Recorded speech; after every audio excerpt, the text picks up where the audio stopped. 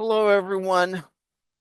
This week and in this video lecture, we're going to be talking about healthcare data. We'll be introducing you to database concepts. And even though you're not going to be a programmer per se, at least not to my knowledge, it's important to understand these things in our increasingly electronic health record oriented workplace. So let's get started and have at it and look at electronic health data and the relation of databases per chapter 3. Okay, so this is going to be covering chapter 3, which focuses on tools used to organize, analyze, and present healthcare data.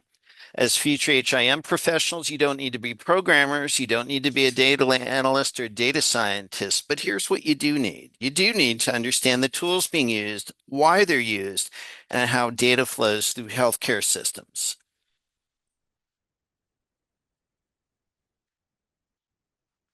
By the end of this video lecture, you should be able to recognize different database structures, identify common statistical software tools. Notice I just said identify, not use them necessarily, and understand basic ways data is visualized. The goal here is understanding the concepts, not learning how to be a programmer or learning how to code. Healthcare data is complex. We're dealing with providers, patients, insurance, services, payers, and everything is connected. Databases give us a structured way to organize that data and that so it becomes information that can be analyzed and reported on correctly.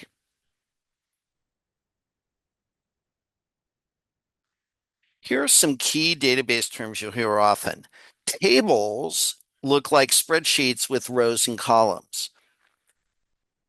And RDMS is simply the software that manages those tables.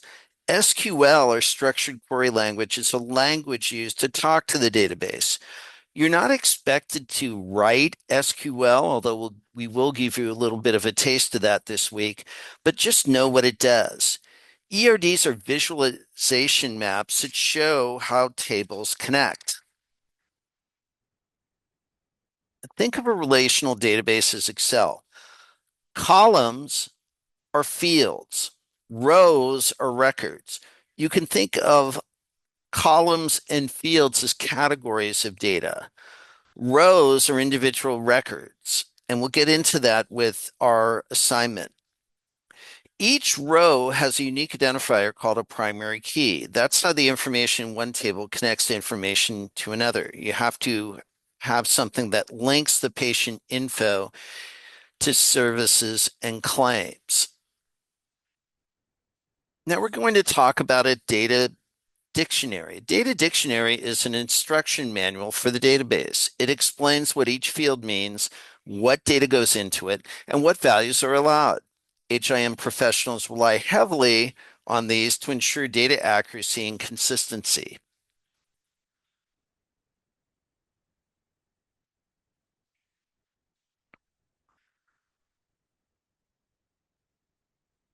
Oop, let me go back. And again, tables are two-dimensional arrays of data. We have rows and columns, right? Columns are variables, attributes, otherwise known as fields, something that every record has, right? And then the relational database management system is the software used to hold and maintain the data tables and their relationships. SQL, or structured query language, is a programming language that's used to communicate with the relational database. And an entity relationship diagram explains how these all connect.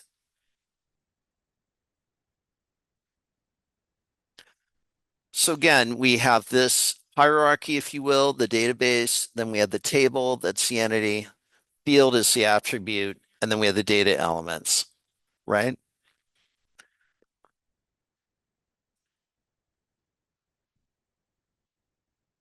So again, the data dictionary, we've kind of covered a little bit, but again, it should include the name of the computer software program that contains the data element, type of data that's allowed in a field, length of data in the field, edits placed in the data field, etc. So it's basically a roadmap to how you manage your data.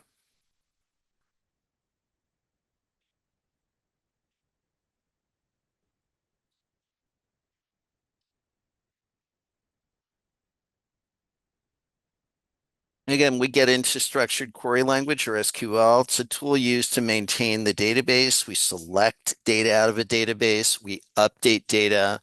We insert rows into a table. We delete rows from a table. And we'll take a look at what some of this looks like. So in this example, it shows a simple SQL query asking for patients from Milwaukee. The takeaway here isn't learning how to write this. It's recognizing that SQL specifically filters out the data and retrieves it from a large database. And this is Microsoft Access here that we're talking about in particular.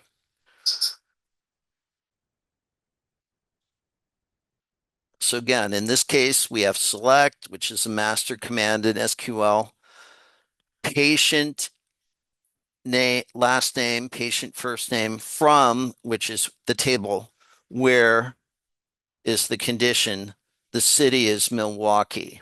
So basically, we're going to query that database and we'll pull it all out.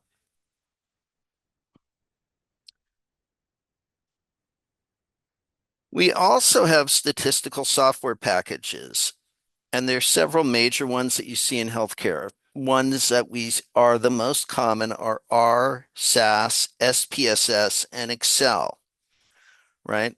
It's you by now, hopefully you're familiar with Excel, but all of these are used to potentially manage data. I'll take a quick overview of these at this point. R is an open source statistical software that's widely used in research. We used it in some cases at the Division of Research. You may see examples from it in textbooks, but you will not be required to code in R. Just understand that it's used for statistical analysis and data visualization. Nice thing about R, why a lot of healthcare organizations get into it, is it's free. We also have SAS. Kaiser was a big SAS client. SAS is a programming language much like SQL, right? And again, this is just all exposure, right? It's a very powerful statistical correlation. It's somewhat expensive, which is why some organizations kind of shy away from it. But in a lot of ways, it's very much like SQL. And if you have data, it's helpful to do data visualization. Um, we can do all different types of charts, summary, changes over time, and we'll get into why we use these different types of data visualizations in just a little bit. This is a bar chart. Bar charts are great for comparing groups such as admissions by age, gender, what have you. They're very common in healthcare reporting because they're very easy to interpretate. You can do them very quickly. You can do them in Excel very quickly or in Power BI or what have you, right? So very, very easy to put together. Line charts are different. Line charts are looking at trends over time. And this could be the stocks that are going up and down depending on what's going on in the world today. But they're usually used to look at events over time. Time is typically on the x-axis, meaning the horizontal axis running from left to right. And of course, the volume is on the y-axis going up and down.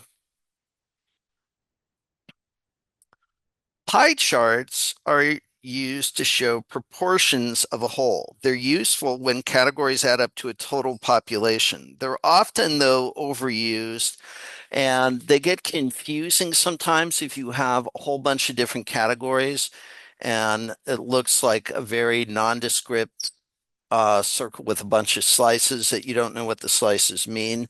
So you have to use them with a little bit of discretion. This is a scatter diagram that shows a positive linear relationship. And what that means is the value of one variable on the x-axis goes up, the value of the other variable that's plotted on the y-axis also goes up. And if there is a positive correlation, this is what it would look like. Right. And you see these a lot. You see these in research where you're looking at, say, PSA values and the number of prostate cancer and what have you, right? So you have one variable. And again, very easy to construct. Infographics combine data and text and they tell a story. And a lot of times we see these with dashboards. They're used in health education, patient education, public health communication, and of course, executive summaries. So you may be asking yourself at this point, what's the difference between a table and a graph? Well, it's very simple. Tables show exact values and details. Graphs highlight the patterns and trends. In HIM work, choosing the right format matters because this affects how the information is understood and used. Sorry about that. Anyway, that's all I have for you. Please reach out if you have any questions about this material. Thank you.